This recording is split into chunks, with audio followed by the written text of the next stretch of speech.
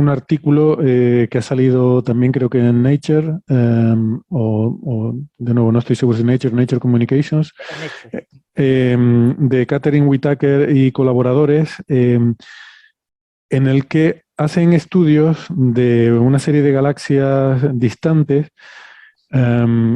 y encuentran que existe en galaxias muy jóvenes una ausencia, una carencia anémica de formación estelar que no, bueno, no estaba claro por qué esas galaxias tan jóvenes no están formando estrellas. Y una de las posibilidades era que carecían de suficiente material, suficiente gas que estuviera, que fuera disponible, porque es la materia prima con la que las galaxias forman estrellas. Y en este artículo confirman esta idea haciendo observaciones en radio, en las que encuentran que la cantidad de emisión en longitudes de onda que serían producidas por polvo es muchísimo más pequeña de la que, o es muy pequeña en estas galaxias, y eso pues da soporte a la idea de que no están formando estrellas porque no tienen materia prima, ¿no? Y estas galaxias que miran, por cierto, como curiosidad anecdótica, comento que son de la muestra que se llama Requiem, que es una muestra, es un programa del telescopio espacial Hubble para observar una serie de galaxias. Requiem es el acrónimo de, en inglés, Resolving Quiescent Magnified Galaxies, ¿no? Que son galaxias resueltas, amplificadas y en calma. Quiescent es como en calma. Y es así porque lo que buscan es una muestra de galaxias que estén bien resueltas en el telescopio Hubble y que sean galaxias, lo de magnified es porque que estén sujetas al ente gravitacional, es decir, que las veamos amplificadas porque hay algo delante que puede ser, no sé lo que es en estos casos, ¿no? Puede ser un cuásar, puede ser lo que sea, que ejerce un efecto del ente gravitacional y amplifica la luz que nos llega a estas galaxias, de forma que las podemos estudiar mucho mejor a pesar de estar muy lejos. Estas galaxias, son 6 galaxias que han mirado, tienen un factor de amplificación entre 2,7 y 30, ¿vale?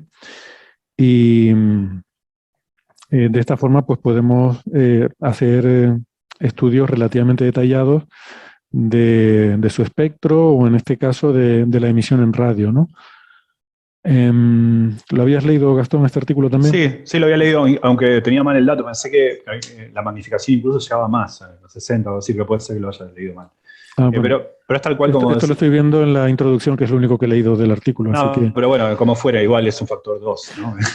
No. Sí, es un factor, es irrelevante en astrofísica. Sí, pero sí. Por cierto, lo quería mencionar porque también estos días se ha hablado de una supernova que dice que la llaman, lo he visto por las notas de prensa, la llaman la supernova Requiem. Y suena un nombre como muy evocador, porque parece como que la estrella ha muerto y esto es un Requiem. Ha salido en las noticias porque es una de estas supernovas que está amplificada por la lente gravitacional y entonces hay diferentes imágenes y esas diferentes imágenes no nos llegan a la vez y hay una predicción de que aparecerá una nueva imagen de esta supernova en el año 2030 y no sé cuántos, ¿no?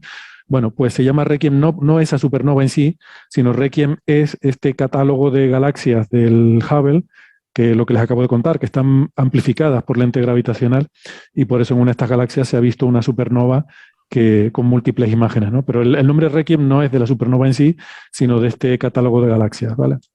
Claro, sí, quizá habrán visto muchas personas, porque debido a la supernova y a esta noticia aparecieron muchas veces las imágenes del lensing de las galaxias, así como tomando forma de bananitas. Distorsionadas, ¿no? Como la distorsión curva propia claro, y las imágenes. Claro, eso genera que básicamente uno magnifica mucho, debido al efecto de lensing, enfoca mucho la intensidad, entonces la ves mucho mejor. Entonces esa es la forma de ver y hacer análisis de la imagen de galaxias que quedan muy lejos, para que entendamos, bueno, como siempre, ¿no? Mirar el cielo es ver el pasado, porque uno está viendo, cuanto más profundo es nuestra mirada en el universo, vemos cosas que la luz tarda mucho en llegar, ¿no? Por supuesto. Y eso gracias a que la luz es muy lenta, que por ahí he oído gente que se queja de que la velocidad de la luz es muy lenta. Yo creo que no, que es perfecta porque nos permite hacer cosmología. Si la luz fuera mucho más rápida, no podríamos ver el universo temprano. Es perfecta, la velocidad de luz es perfecta, de hecho, porque Entonces, de hecho, estas galaxias que estamos viendo serán de cuando el universo tenía solamente, ahora voy a decir un número grande, pero para que pensamos que en escalas de tiempo de la vida del universo es nada, es 3.000 millones de años. El universo tiene 13.700, o sea, 14.000 millones de años. Estamos hablando del 20%, ¿no? 3.000 millones de años. O sea, el universo muy al comienzo. Las primeras estrellas, que probablemente fueron muy masivas, se formaron cuando el universo tenía unos centenares de millones de años, y las galaxias bastante después. O sea, estamos hablando de un universo que era muy otro, ¿no? Donde recién estaban apareciendo galaxias. Por eso ver estas es ver cómo eran las galaxias muy viejas. Y tal cual, como decía Héctor, estaba esta idea de que la razón por la cual era exigua la formación de galaxias, la formación de estrellas, galaxias muy masivas, porque cesaba muy pronto, muy al principio, no digo principio del universo, porque para un cosmólogo el principio del universo es antes de que hubiese materia, pero estamos hablando de que el universo tenía 20% de la edad que tiene hoy, se conjeturaba, como bien decía Héctor, que se debía a que no había materia prima. Bueno, lo que ven en este paper en Nature, Whittaker y sus colaboradores, es que en efecto, de estas 6 galaxias, 4 de ellas parecen en efecto tener muy poco gas ya en ese momento, como que gastaban mucho su gas muy prontamente, ¿no? Es como que las galaxias se quedan sin materia prima para formar estrellas, galaxias muy masivas, cuando el universo ya solamente tenía 3.000 millones de años de los 14.000 millones de años que tiene hoy. Bueno, después queda, por supuesto, abierto la discusión de cuál es el mecanismo por el cual pierden el gas, si ese gas que expulsa el gas, por qué lo administran de una manera muy particular, ese es otro tema. ¿Cuál es la razón de este? Pero ciertamente hay un correlato entre eso, lo que se creía, que la razón por la cual había una exigua formación de galaxias se debía a que en efecto había poca materia prima para que eso pasara, ya al principio de la existencia de galaxias, ¿no? Lo cual me parece interesante. Sí, porque luego debe ser que de alguna manera luego empiezan otra vez a acretar gas o a producirlo de alguna forma, porque luego sí que cuando vemos galaxias más en una edad más avanzada, más parecida a la edad del universo actual, a la edad de nuestra galaxia, ya sí que vemos que este tipo de galaxias tienen una formación estelar activa, ya sí que de alguna forma se las han arreglado para conseguir gas de alguna manera y poder seguir formando estrellas, ¿no? Sí, ese es un tema interesante, porque muchas veces uno cuando piensa, bueno, el universo era muy otro antes, uno va a referencias al universo cosmológico. Por ejemplo, el universo antes era opaco, y cuando recién tenía 380.000 años dejó de serlo, se volvió transparente. El universo en su comienzo, antes de los primeros minutos, no tenía ni siquiera núcleos formados, antes era nucleosíntesis, luego una etapa de reionización, un montón de cosas extrañas que pasaron en la infancia tumultuosa del universo. Pero también es importante saber que el universo ya astrofísico, es decir, cuando ya había estructuras, cuando ya había o bien estrellas o bien incluso galaxias, también cambió mucho. No es que el universo era muy raro, después vino lo que se conoce como la Dark Age, después recién las estrellas, y de ahí en adelante el universo es como hoy. No es así, ¿no? Hay un montón de preguntas abiertas de por qué no vemos más quasars cercanos, hay un montón de preguntas de por qué, de cómo fue el universo distinto cuando tenía 3.000 millones de años a cuando tenía ya los 14 millones de años que tiene hoy. Por eso este tipo de trabajo es importante, porque nos permiten acceder no solamente a qué les pasaba a las galaxias en ese momento, sino a comparar lo que les pasa a galaxias de ese tipo hoy, ¿no? Más cercanas, hoy para nosotros más cercanas. Sí, en este tipo de estudios de primeras galaxias la clave será el James Webb. El James Webb nos va a dar una estadística de primeras galaxias enorme y nos va a permitir entender mucho mejor estos procesos, ¿no? Aquí la gran duda es lo que comentaba Héctor, por ejemplo, ¿por qué se reactiva la formación galáctica, la formación estelar en la galaxia más adelante? Pues probablemente por fenómenos colaterales a lo que es la galaxia, por ejemplo, canibalismo galáctico, ¿no? El hecho de que las pequeñas galaxias enanas satélites, que los modelos de materia oscura predicen que hay muchísimas, pues acaban siendo engullidas. Claro. Ese es un muy buen ejemplo, porque uno necesita tiempo para formar galaxias, pero mucho más para que empiecen a comerse entre sí, ¿no? La dinámica intergaláctica, digamos, requiere su tiempo característico.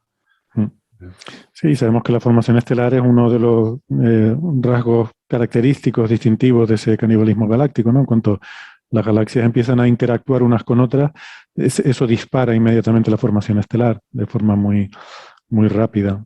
O sea que sí puede ir por ahí la cosa, y sí estoy de acuerdo, el James Webb seguramente revolucionará todo este tipo de estudios, porque justamente además con esa capacidad no solo de más potencia de observación, sino también más hacia el infrarrojo, nos va a permitir hacer observaciones similares a las que hacemos en el universo local, pero más lejos, y nos permitirá ir reconstruyendo hacia atrás la película de esta evolución de las galaxias, ¿no? Claro, hay una componente muy importante de evolución, que es el hecho de que las estrellas enriquecen el medio con metales en el sentido astrofísico, o sea, todo lo que no es hidrógeno y helio. Y eso cambia la propia evolución de las estrellas, pero evidentemente debe tener efectos también sobre las galaxias. El tamaño de las estrellas que se forman es diferente. En el universo temprano eran estrellas más grandes y masivas, ahora pues hay más estrellas más pequeñas, no hay tanto esos monstruos estelares de, no sé, 140 masas solares que se formaban o que se forman en un medio en el que prácticamente no hay metales. Pues no sé, todo eso son cambios que simplemente el hecho de que ha habido generaciones de estrellas anteriores inducen en la propia evolución de los sistemas, ¿no? Bien. Sí, hay un punto que no ha comentado, creo, Gastón, y quizá puede ser relevante, es que estas son observaciones con ALMA, a 1.3 milímetros en radio, ¿no? Sí, no lo dije. Sí. No son observaciones infrarrojo, que es como habitualmente se suelen observar estas galaxias. Y claro, en radio pues la emisión es mucho más baja, por eso se necesitan galaxias lensadas, ¿no? En las que el efecto del lente gravitacional magnifica la radiación que recibimos. Sí, hay que decir que estas lentes gravitacionales no es que amplíen la galaxia para verla más grande, sino que lo que hacen es que nos envían más luz, permiten que podamos hacer un análisis que nos llegue más luz de esas galaxias, ¿no? Lo que no sabemos es si han detectado fosfano, ¿no? Por ahora. Bueno. En galaxias, en el espacio interestelar, hay de todos los elementos químicos habido por haber, hay aminoácidos, hay una cantidad enorme de sustancias químicas, muchas muy complejas, hasta fullerenos, ¿no? O sea, que seguramente habrá galaxias que tienen líneas del fosfano. Seguramente, en el medio interestelar por ahí.